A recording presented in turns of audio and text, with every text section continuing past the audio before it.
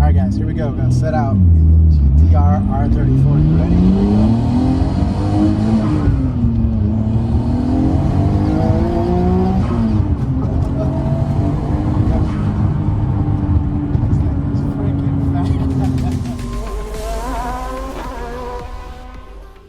Welcome to Drive Culture. I'm Jonathan Rivers, and today I have a 2000 Nissan Skyline GTR R34.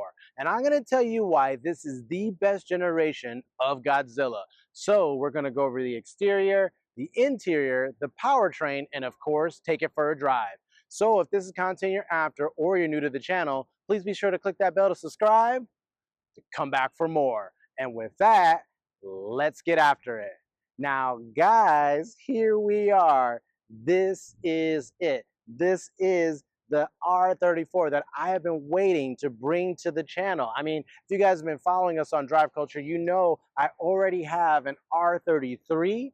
So now I got an R34, and all that means is I got to get an R32 and maybe even some of those older 70s GTRs. I'll see if I can bring that content here to Drive Culture as well. But it truly is a momentous day to be able to bring this car to the channel. And like I said in my R33 review, it's really special to be able to drive not only a right-hand drive car here in Southern California, but to be able to drive one in this condition. I mean, this car is absolutely immaculate, guys. Now, there's lots of modifications, there's lots of things done to this car, and we'll of course cover all of that in great detail during this video. But let's take a step back and just talk about these GTRs, right? So this 5th generation of the Skyline GTR actually debuted in 1999. That's when the R34 came out in Japan. And it really didn't last that long. It went to the 2002 model year. Like I said, the one we have today is a 2000, right? So it was a pretty short run. And during that time, they came out with, various additions. They came out with the V-Spec, the 1, the 2, the Nürburgring version. They had all these different, kind of limited special edition GTRs. But this is essentially the standard GTR R34 of the time.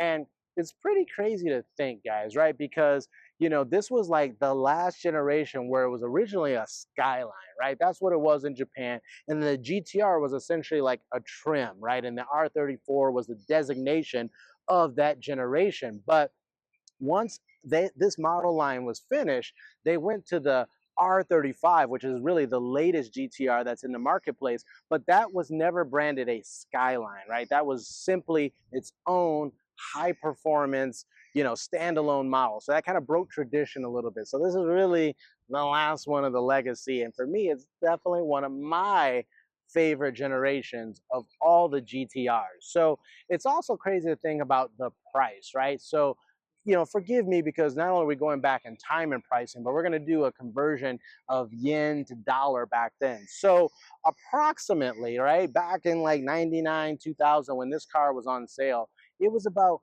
4.8 million yen, maybe 5 million yen. And so at the time, that worked out to be like, 45,000 US dollars, right? So obviously not a lot of money back then. I mean, it was somewhat of a performance bargain, but $45,000 25 years ago was actually a lot of money. Forget all of that, because now if you want this car, and I'm not going to tell you how much this one in particular costs, but to get something like this, you're talking literally 150 to 250,000 US dollars. So that's how coveted these cars are. That's how expensive these cars are. So again, I'm going to be very careful today and take good care of this one. So before I get into the exterior walk around, let's just talk about the condition and the paint.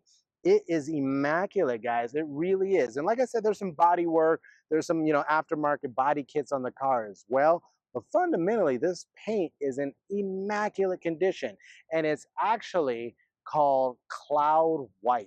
And the paint code, which is all over the, the forums and online, is QM1. And, quote me if I'm, I think I'm right there. Tell me if I'm wrong. But that was the color for this special paint on the R34. And I think it looks fantastic. So next, let's go ahead and do a full exterior walk around of this Nissan Skyline GTR R34.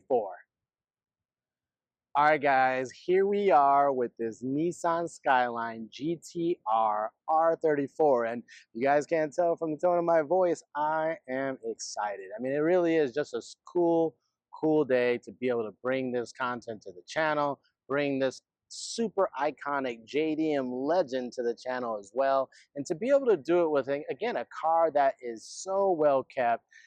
And so tastefully modified too, right? I'm sure it's got to be super hard to source these kinds of cars in the marketplace, you know, because again, they've been around for so long, went through multiple owners. You have no idea what kind of modifications each one did. But this one here has really had a lot of care to it. And we're going to talk about all of the exterior modifications, and then we'll go ahead and hop inside. So like I said in the intro, this one is that cloud white, and it just looks really good, guys. You know, the one thing I really liked about the R34 is they kind of, you know, continued the lineage from the R33. You know, very clean character lines, those two bold character lines that go the entire length of the hood down to this front fascia. And it is a very unique front fascia. Now, you can see here, before we get to that, it also has these super nice xenon headlights. Those are completely stock, look so good, so iconic, just like the GTR badge that is right here in the center. Looks so awesome, right? Definitely appreciate that.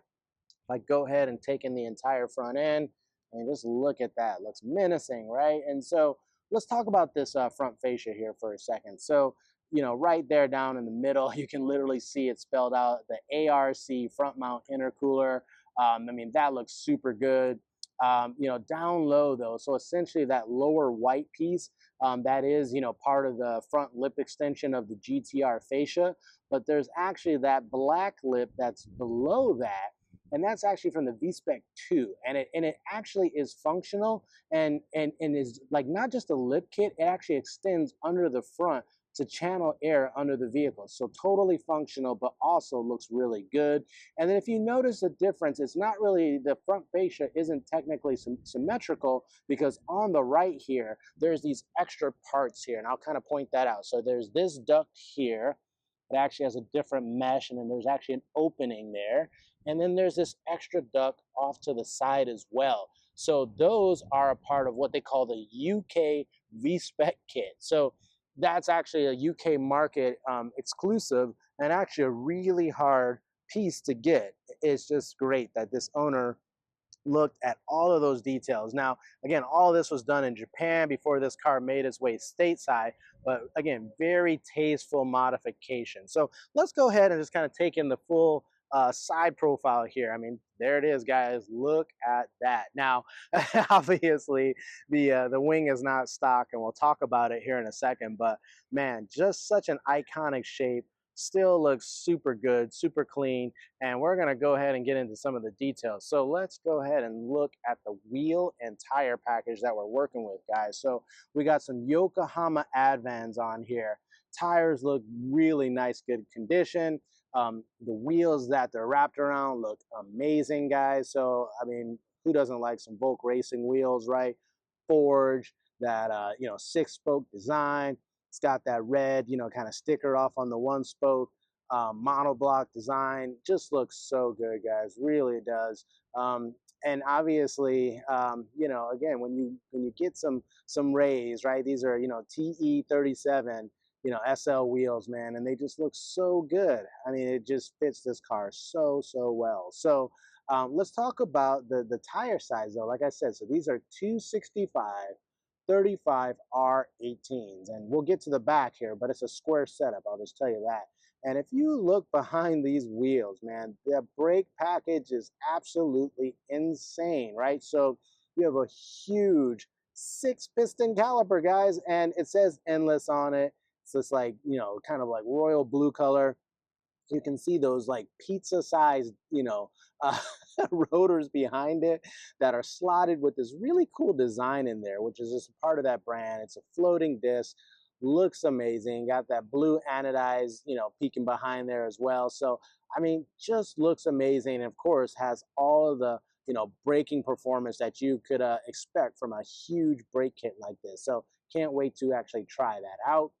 Before we make our way to the rear, though, again, you got the iconic kind of GT badge that the older Skylines had. That was also on the R33 that I had reviewed on the channel. So again, nice little touch there. Clear side marker, can't go wrong with that.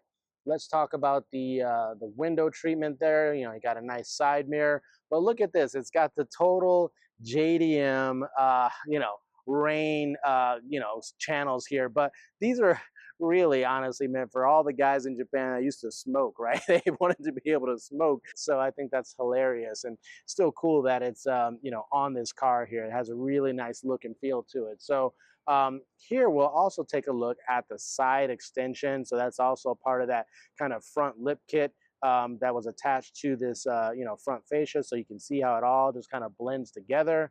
Go ahead, start making our way to the rear. Again, you got a square setup here. Still the same huge brake kit in the back. I mean, literally, you got another 6-piston caliper in the rear. I mean, that is just absolutely insane. So I'm sure this thing stops on a dime. Can't wait to try it out. Now, you're obviously looking at both the front and rear wheels and tires, and you're going, man, this thing sits like right on top of them. You know, it's not rubbing or anything like that, but part of the reason is this. So it has the Aragosta suspension setup. I mean, this is a crazy expensive, suspension. You know, I believe it's, their suppliers, they've actually done stuff for F1. It's a really amazing setup, a completely adjustable coilover system. There's knobs, that can, raise and lower the vehicle. We'll show you what those look like as well. But let's go ahead and start making our way to the rear of the vehicle, which not only for me is my favorite view, but this is it. This is the iconic view of a Nissan Skyline. Those quad tail lights in the back. The R34 had the really big ones on the outboard. And it just, you can't get more iconic than that. But if we look at on top of the deck lid here, I mean, look at this Voltex racing wing. It is absolutely insane. Now, the cool thing about it is, yes, this wing is actually all carbon fiber, guys, but they had it paint matched to the car. So I think that is just such a nice touch. They obviously left the end plates with the exposed carbon, but come on, it doesn't get better than that. It's got huge staunches there, kind of keeps it out of the rear view mirror, which is nice. So it just kind of doesn't obstruct your view, but still looks great and is actually functional. Given the fact that it is the Nissan Skyline, let's go ahead and take a look. There's that, old school Nissan badge, of course, that iconic GTR badge, and then you got the Skyline embossed into the rear bumper. Going down a little bit further, you can see there's a very aggressive lower rear fascia and diffuser. But let's talk about this exhaust right now. So if we look over here, you can see it actually says in Japanese, yes, I can read it, it says Bikyo. And that's literally means like beautiful sound in like a literal translation, but it's a titanium exhaust. You can see the tips there, looks fantastic. And boy, you gotta wait to hear how this thing sounds, guys. So I mean, come on, doesn't get better than this, right? So I mean, what else we got to say about the exterior? It looks fantastic. So next, let's go ahead and hop inside to talk about the interior.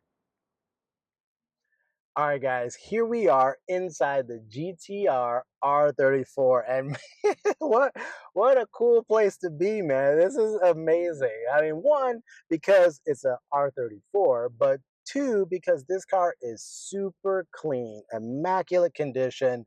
The materials have held up well. The things that have been modified are super tasteful.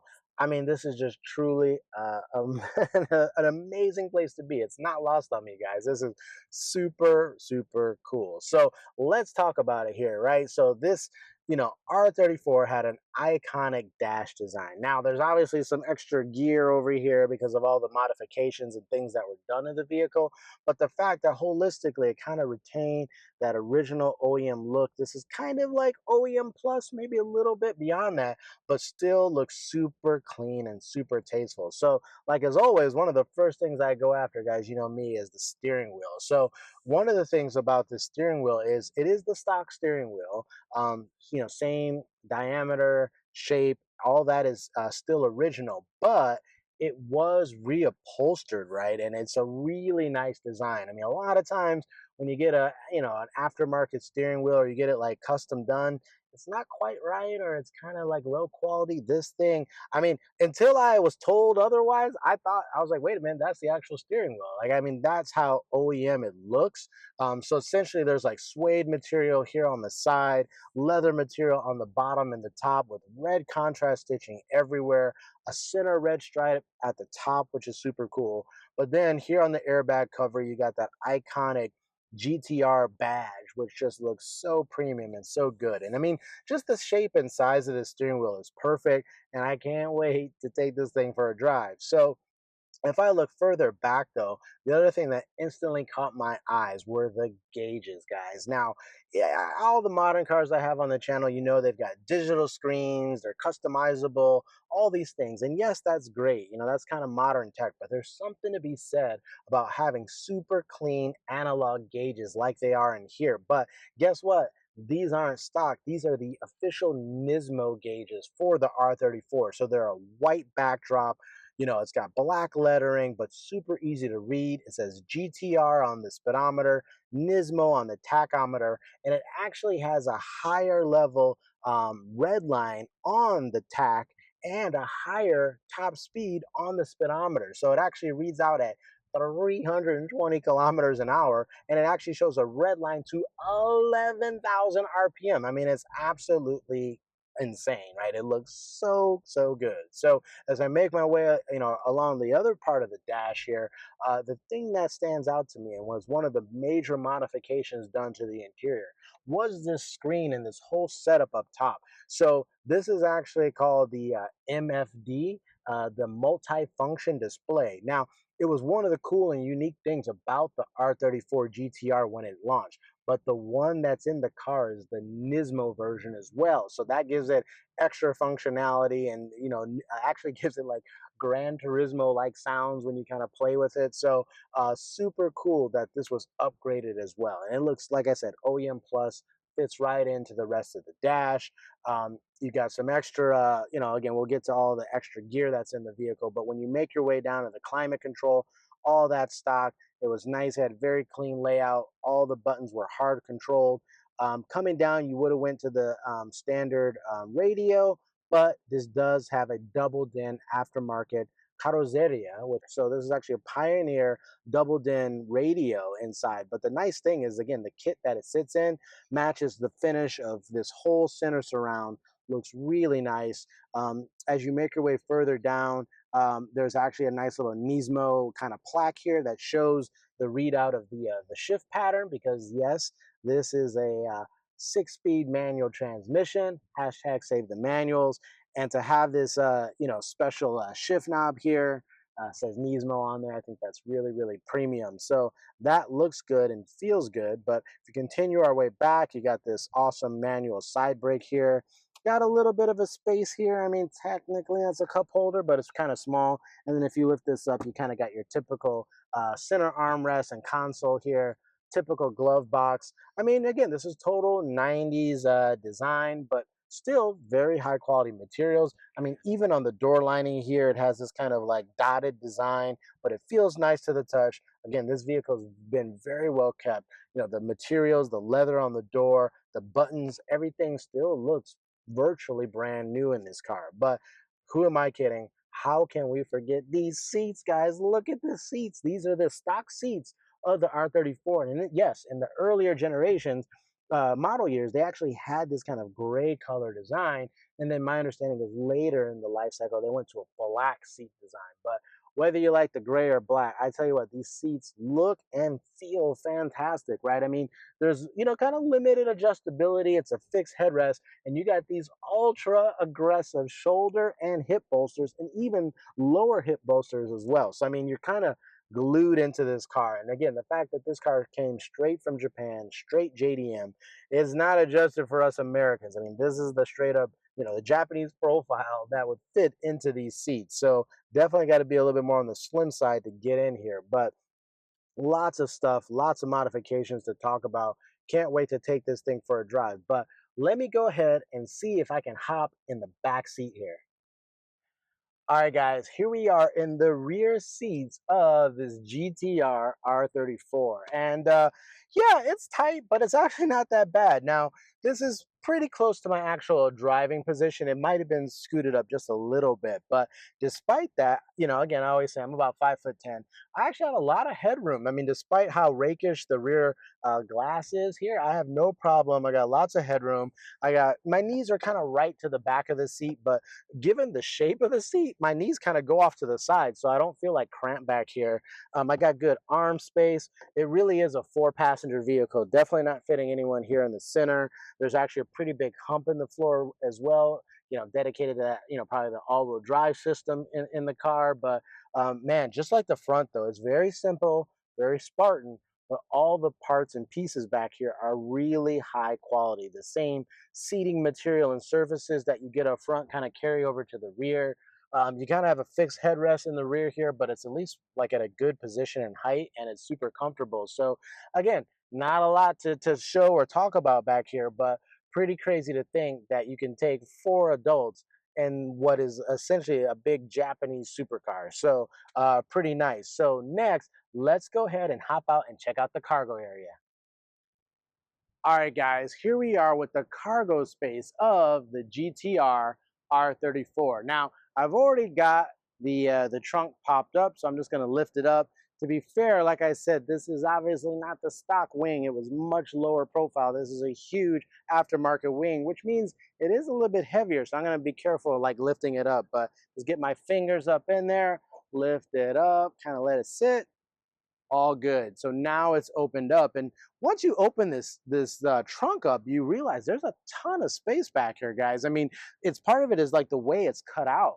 I mean, you could easily fit like one mega large suitcase, probably two hard shell suitcases, probably three like smaller ones, or even some duffel bags back here. There's surprisingly a lot of space back here. In fact, I had to check the numbers. It says that there's 8.8 cubic feet of space. And again, considering that this is a sports car, essentially, that is a ton of usability back here. And as I look around, again, all the materials, all the carpet is still in really good shape. And it has this special GTR magazine branded trunk mat, which is a cool kind of yellow and black color. And that looks not only really cool, but apparently I guess this thing is pretty rare. It's kind of sought after in the GTR marketplace. So kind of cool that it has that in the rear as well. So next, let's go ahead and talk about that awesome powertrain.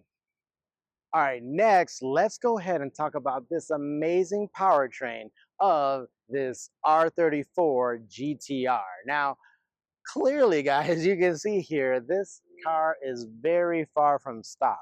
And how far, you ask? Well, I actually can't give you exact details, but we're going to talk about some of the modifications that are done. But first, let's talk about kind of what this car normally would have came with back in the year 2000 when this car was on sale. So this actually had a 2.6 liter inline-six twin turbo engine, right? And it's super famous, right? It's actually stamped here, the RB26 DETT engine. It's like, the stuff of lore, amongst Nissan files and people that love and follow the GTR, right? So in Japan, you guys might want to know this too, is really all the cars back then, the Evos, the STIs, the GTRs, the RX-7s, the Silvias, the Supras, you name it, right? All those cars were around at the same time in the, kind of late 90s, early 2000s. But in Japan,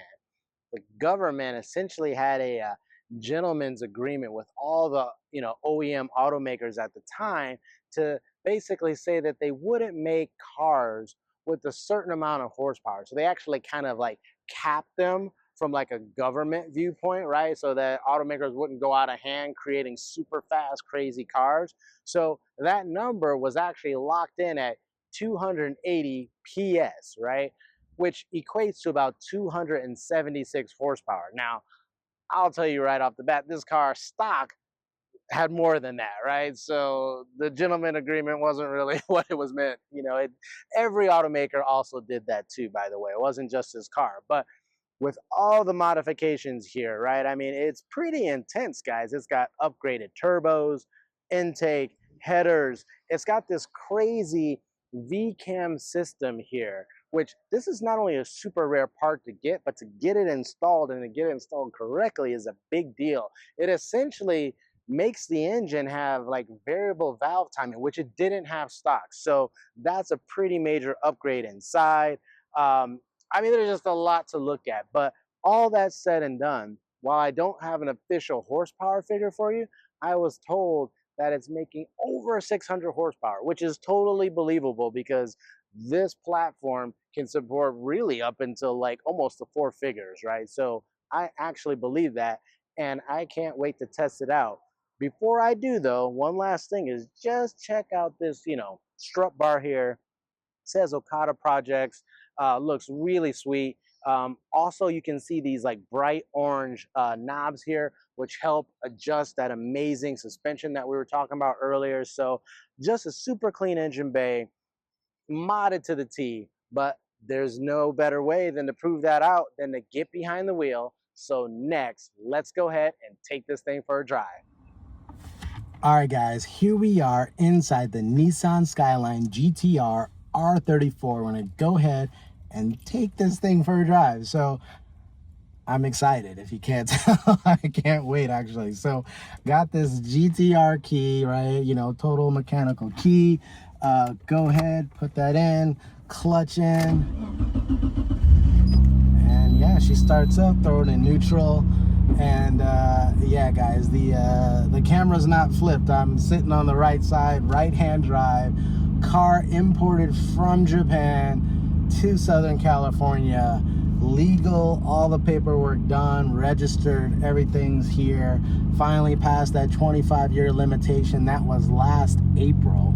So now we get to drive this thing. And like I said, it's part of the Powertrain, right? Originally this car, in Japan world had 280 PS, 276 horsepower. This car's been modified to the gills. Estimated over 600 horsepower, which again is totally believable because these cars have been known to make 4 digits, over 1,000 horsepower. I absolutely believe it. It sounds like it has 600 horsepower the second I started it up. 6-speed manual, the famous ATTESA E-TS all-wheel drive system. I mean, what else can I say? It's time to go. I'm gonna put my seatbelt on. I'm about to go. So side brake down into first gear, and yeah, I'm gonna set off. Got my lights on. It's getting a little dark, but that's not gonna stop me. So here we go. And like always, oh, that is absolutely hilarious, guys. So if you heard that, I gotta turn that off. That is so funny. So the radio said to me in Japanese, it was like getting ready to take off, go ahead and set your navigation. So that's hilarious. So to show you how Japanese this car is, it literally speaks in Japanese because, well, that's what happens in Japan. So here we are, about to set off, and just so excited, right? I mean, you can't get better than this. So here we are, the normal route that I drive, but I'm gonna try to drive a little bit longer considering how special of a car I'm driving right now. But already setting off, and I'm not getting into it, but it sounds like I'm getting into it. I mean, this thing rips, guys. And when I do get into it, I'm probably not gonna be able to talk. I'm just gonna be smiling like crazy because that's how good this thing is. It really is that good. So super lucky to be able to bring this content to the channel. If you haven't watched the R33 video, definitely go do that. Now I gotta get an R32 on the channel. I mean, that just will make things complete. Plus obviously an R35, but man, this is super special, right? So super cool to see the multi-function display working. It's got boost, oil pressure, injector, oil temp, all these things. They're all moving, all these bars. And one little anecdote before I take off here from the light.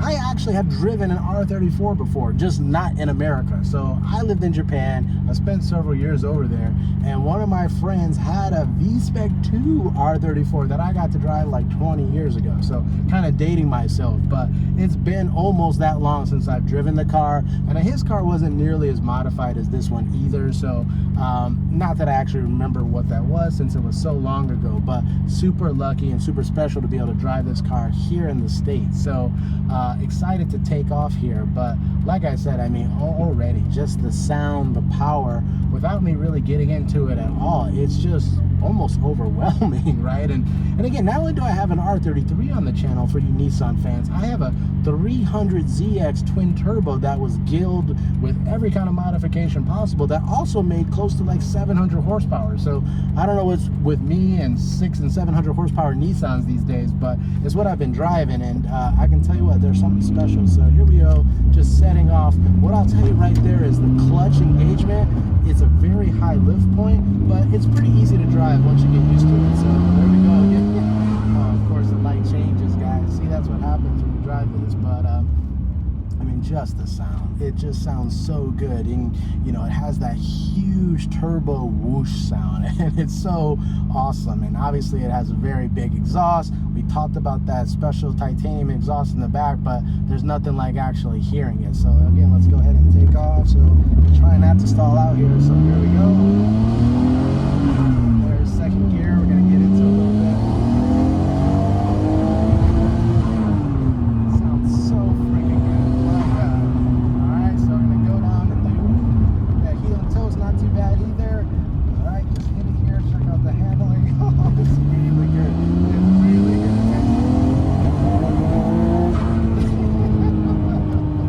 I mean, an absolute monster, dude. It's just too much fun. So here we go. You know, the crazy thing is like this is a big car, but it feels super small. It feels like driving a go-kart. So here we go, going over my typical train tracks, right? Let's see how this first one does here. I mean, that was pretty good. It's loud. There was some, you know, kind of undulations into the suspension, but given how low this car is, and given that kind of ultra aggressive coilover setting that's on the car right now, that actually was pretty good. So here, I'll shift up in third gear. This next one is a little bit more aggressive, guys, but we're still going to take it. And again, I'm looking at kilometers in front of me, but kilometers an hour. But here we go. Probably 35 miles an hour. And yeah, I mean, don't get me wrong, that was a little bit more rickety. You could kind of feel the body kind of being pushed around a little bit. But again, all things considered, given how low this car is and the profile, that was not bad at all. But oh my God, the handling and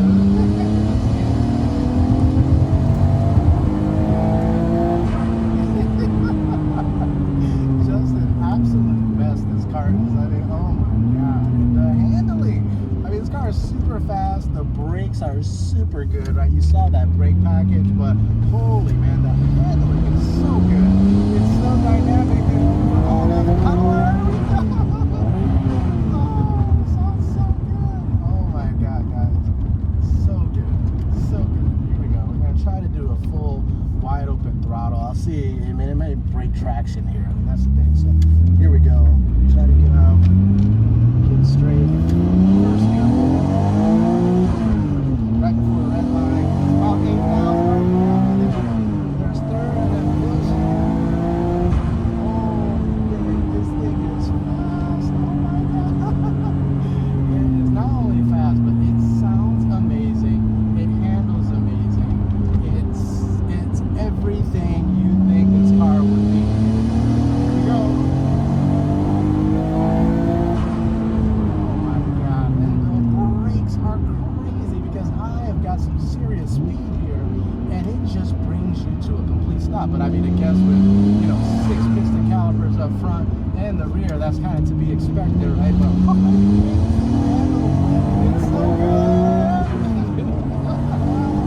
I mean, I am just dying driving this thing, guys. It shouldn't be this good. It shouldn't be this good. Oh my God. All right, I'm sorry. I gotta apologize, right? Like, this is completely inappropriate behavior, but what am I supposed to do, right? I mean, and I've driven, as you've seen on the channel, I got over 100 videos. I've driven supercars, EVs, other high performance, tuned out, modified cars. This takes it. This takes the cake, guys. This is it. It really does live up to what you would hope.